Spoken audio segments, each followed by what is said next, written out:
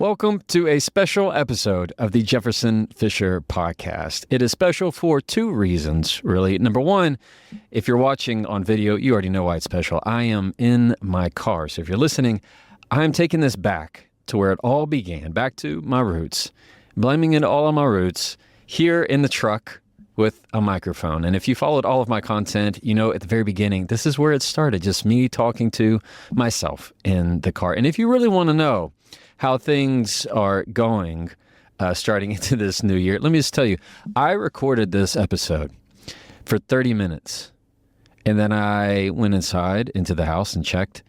There was nothing on the SD card. I forgot to format it. And so I really was talking to myself and only myself for 30 whole minutes. So now maybe I'm talking to you. Another reason why it's special is because this is an Ask Me Anything episode, an AMA episode.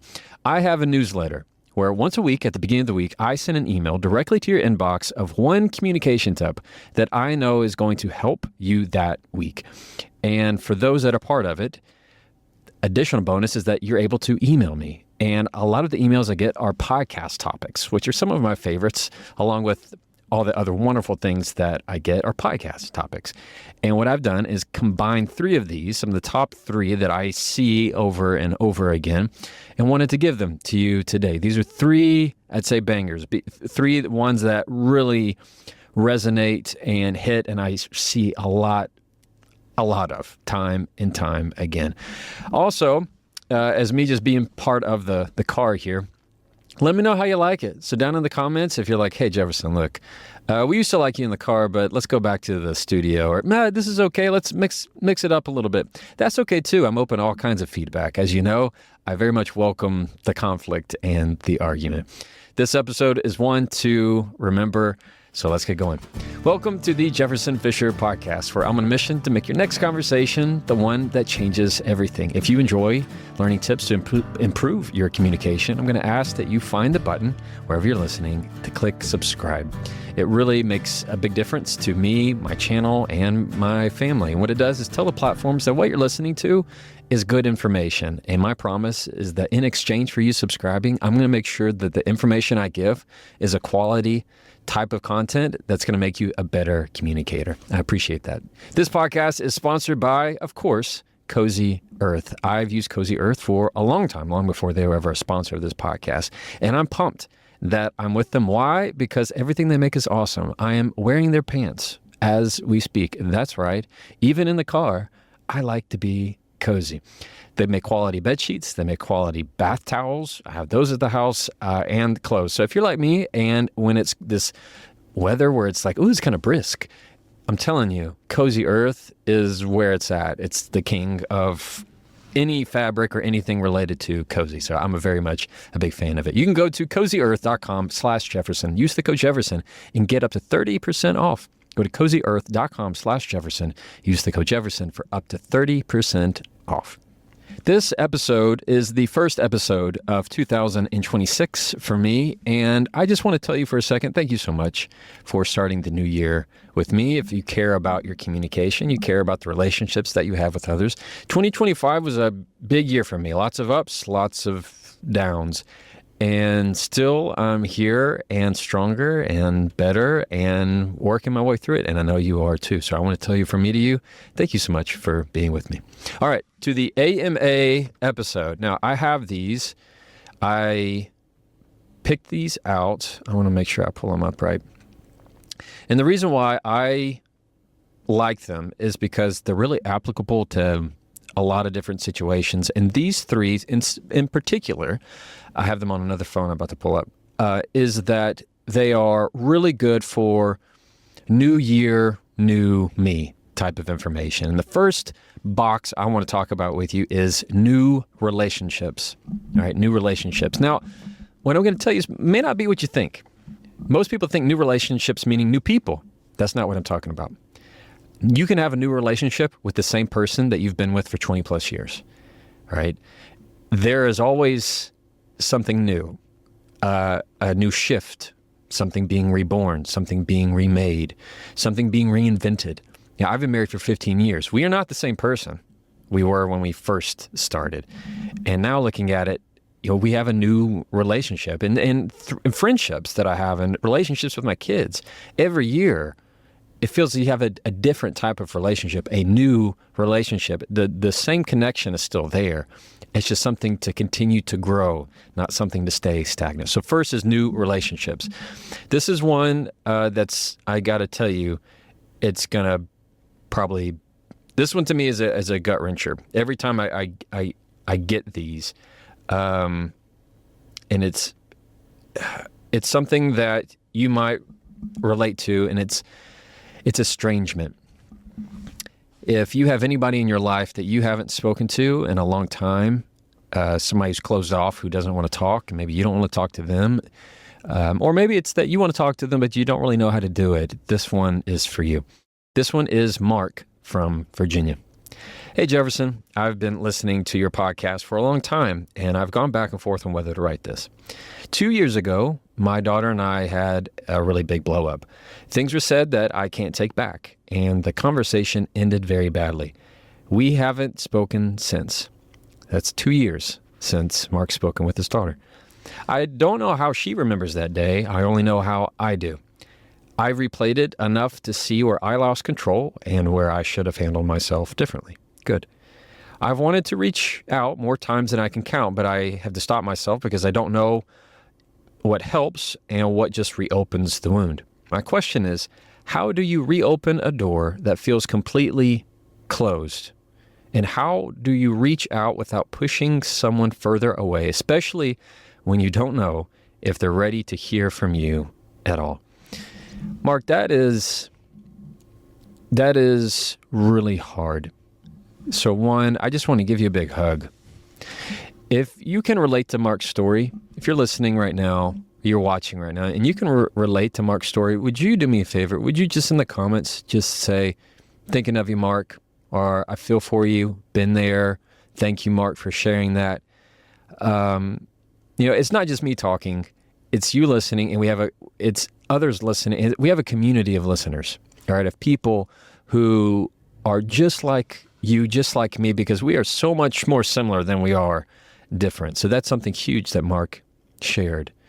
Okay, how do you deal with estrangement things? Mark, this is what I want you to do. The first issue that we have to handle is format. How are you going to communicate? How are you going to deliver the message? Well, there's different options. We have a text, which I don't like because texting is a very low emotion medium.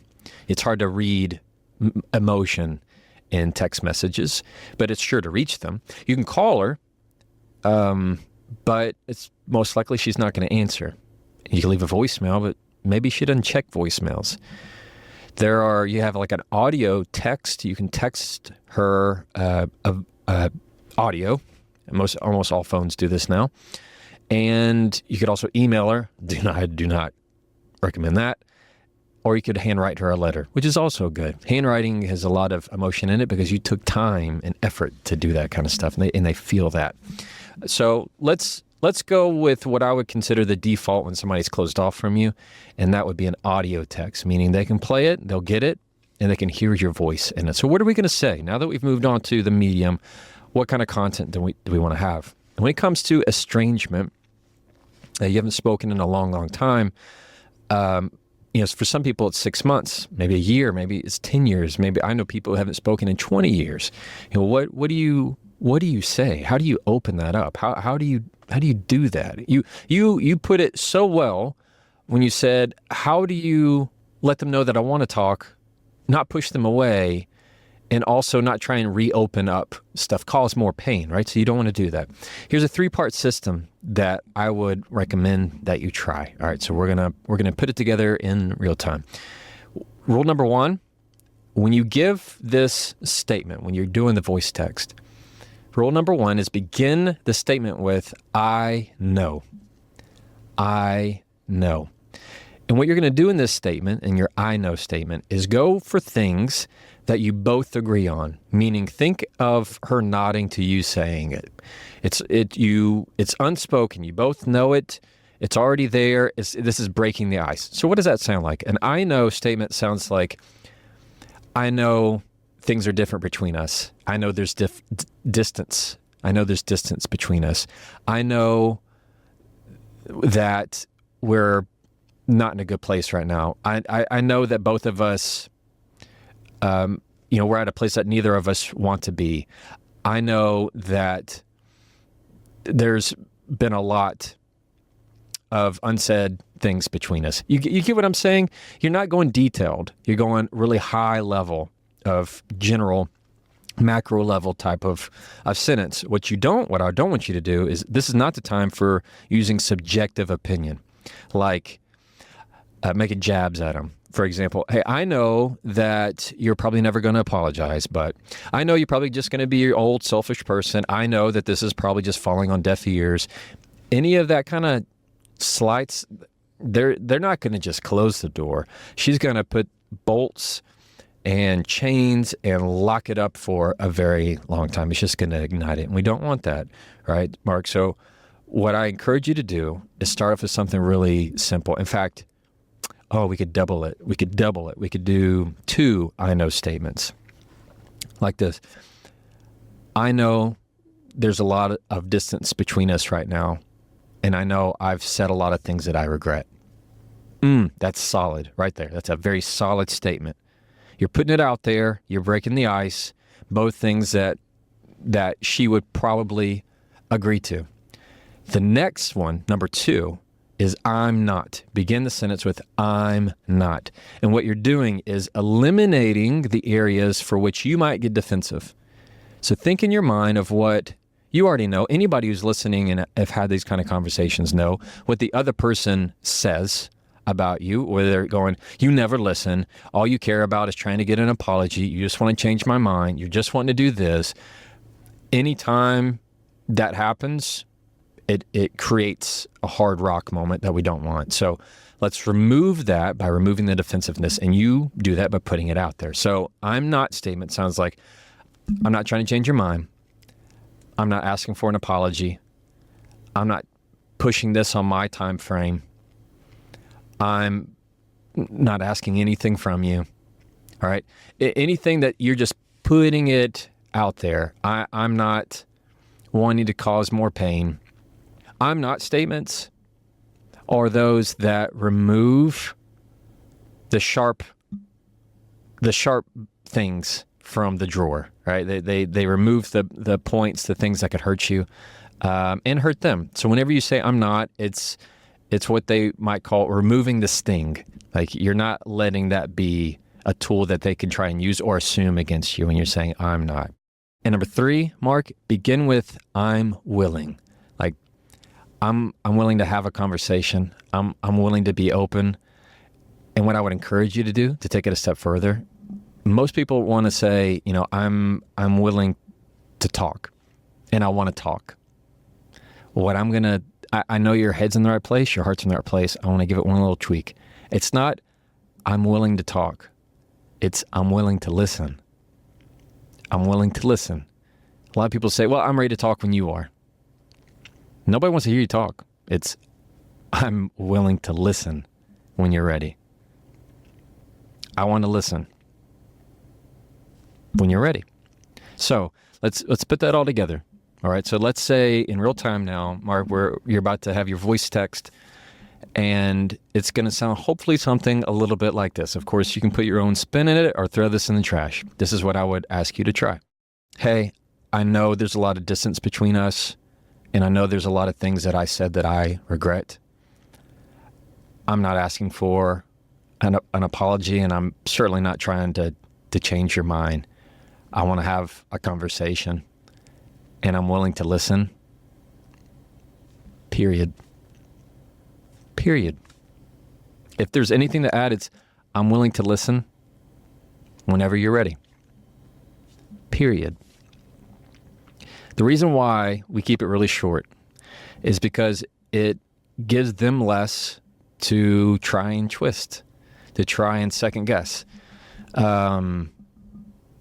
It gives them less to try and get worked up about. It gives them less to get upset about should they have that feeling. Less is always better when it comes to just, I want to let you know very short and sweet what's happening in my life. And maybe that door is going to get cracked a little bit for you to share some things. But right now, when people are going through, especially to me, like you said, Mark, it's your daughter. And almost all of the estrangement I see is not between friends, it's between parents and kids, especially adult kids. And I don't know how old your daughter is. But when I see this, it's usually on the parent. They say, you don't understand, right? As teenagers, I said it, we all said it, you don't understand to the parent. It's usually has to do with just not feeling heard. And so whenever somebody doesn't feel heard or they feel safe, like safety is such a key word here when it comes to estrangement. They need to hear that and feel that from you. And that's you by just simply being willing to listen. And so whenever you're not gushing a lot in that statement and giving a whole lot, it's gonna pique their interest of, maybe he's wanting to listen more than just talk and making me listen and sitting there and not playing the you have to listen to me role. So that's what I would recommend, Mark. And if that doesn't work, which it's very possible that it doesn't, you can't make somebody talk to you. When that happens, the advice I generally give is if you can't have the conversation, you need to live out the conversation. I mean, there's some conversations you're not going to be able to have with somebody. You can only live them out, meaning they have to see the change in you, in your actions, not just in your words. So when they see or they hear from other people and they notice, people notice if you're different, if you've changed, if you're not all the terrible things that they've put in their mind and you're doing something different, that's you living out the conversation. Even if that means living out the conversation for yourself. There maybe there are relationships that you've been cut off from for good, right? And you still get to have the conversation of who I am for me every single day. Mark, thank you so much for sharing that. That's really important. And yeah, we'll just wrap you up in a big hug. Mark from Virginia. Before we keep going, I want to take a second to tell you about Monarch. If there's one thing that I want to make sure that I do this year, it's to have a very firm grasp of all of our finances. You may be like me and where it feels like everything is just chaos almost all the time. And one of the last things you want to do is really focus on your money when things are coming in, and especially when things are going out after the holiday season. And you go, okay, we're going to have a budget meeting this Friday. And then all of a sudden 2 weeks go by and there's been no budget meeting. And that's hard to do sometimes. So Monarch makes that a whole lot easier. Managing your money doesn't have to be a struggle this year. Monarch is the all-in-one personal finance tool designed to make your life easier. It brings your entire financial life, budgeting, accounts, and investments, net worth, and future planning together in one dashboard on your laptop or phone. What I really like about it is that it allows you to see it all like in one screen at a glance, to where if I just have a question, I can pull it up, see it, and know exactly what's going on. And that gives me a whole lot more peace of mind. This new year, achieve your financial goals for good. Monarch is the all-in-one tool that makes proactive money management simple all year long. Use code Jefferson at monarch.com for half off your first year. That's 50% off your first year at monarch.com with the code Jefferson. And now, let's get back to the episode. All right, this one is Sarah from Chicago. Hi, Jefferson. I'm fairly new in my role, about 3 months in, and overall, I like the work and the team. Recently, though, somebody pulled me aside and mentioned something that was also perhaps a rumor, that people thought I wasn't really qualified for the position or not experienced in the position, that I must have known someone to get hired. It is a new role. No one has said anything to me directly, but ever since, I feel like I'm second-guessing everything I say and caught myself trying to prove that I belong and leaving conversations wishing I handled them differently. What's hard is I also don't know if the rumor is real, right? My question is, how do you handle something like this without becoming defensive or shrinking? Should I address it head on or just ignore it? Thank you. Sarah, thanks for sharing that. If you're somebody listening and that resonates with you, just give Sarah some love in the comments and say, hey, been there. I know what that's like. By the way, you see this pink thing? This is a booster seat for my daughter. They're now in booster seats, y'all. When I first started, they were in car seats. There's some people who remember that. And now they're in booster seats. All right, Sarah,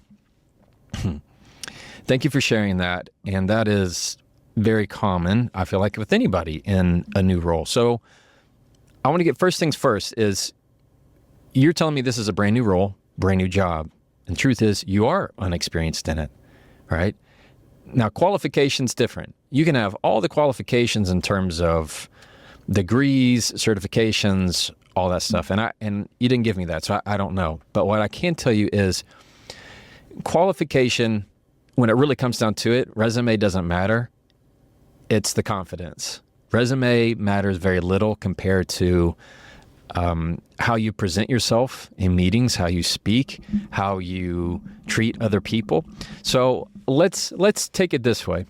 If somebody's coming in, and let's say the rumor is true, that people in the office are a little jealous, maybe they are frustrated that they didn't get the position, and maybe they're saying, hey, look, like Sarah's here, she got in, and she's not even, I think she's unqualified. She's not even experienced in this job. You got two choices. All right. You can either get defensive and say, okay, who said that? Who's on my list? And you get upset and you mark them off. You say, okay, well, this is my office enemy. I don't want to talk to them. I don't like them. And now you're going to act weird when they come in and y'all are not, it's going to go off on the wrong foot and don't put them together and blah, blah, blah. Or the other option is you own it. Meaning if you overhear somebody or something, if somebody saying you're not experienced in it, you get to say, you're right. I am inexperienced in it right now.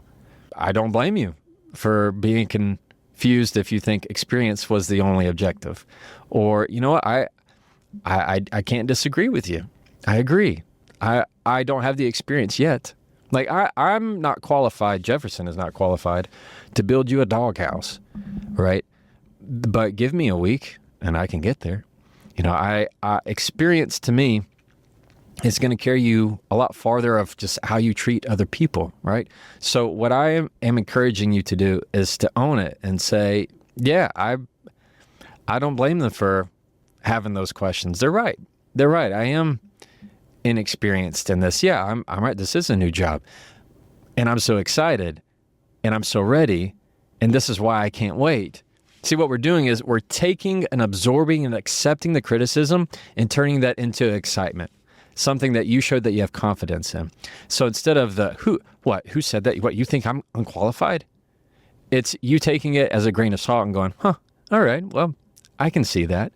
But see, that gets me all the more excited to prove to you why.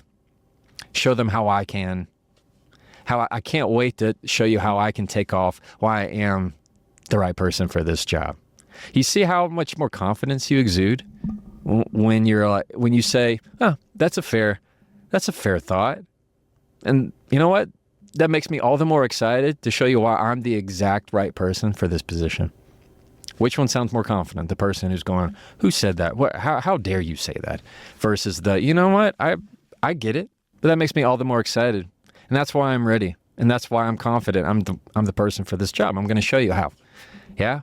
That's what I would encourage you to do, Sarah. Take that hesitancy and don't have that island mentality. Have that team mentality where you feel like you're part of the group. Because if otherwise, you're going to isolate yourself, and then you're going to get defensive, and then you're going to start wondering every time you talk to somebody, is this a friend or not a friend? Or do they think I'm experienced? Do you think I'm qualified or I'm not? And you're going to get in your head about it, and that's going to affect how you perform and how you behave and all the work relationships that come with it. So what we do for people who are confident, all right, confident people accept criticism. They take it, and then they use it to look more confident. So we're going to accept what they said, absorb it, and then find how you can turn it into excitement, which is going to position yourself in their eyes as, okay, well, based off that answer, I think she is.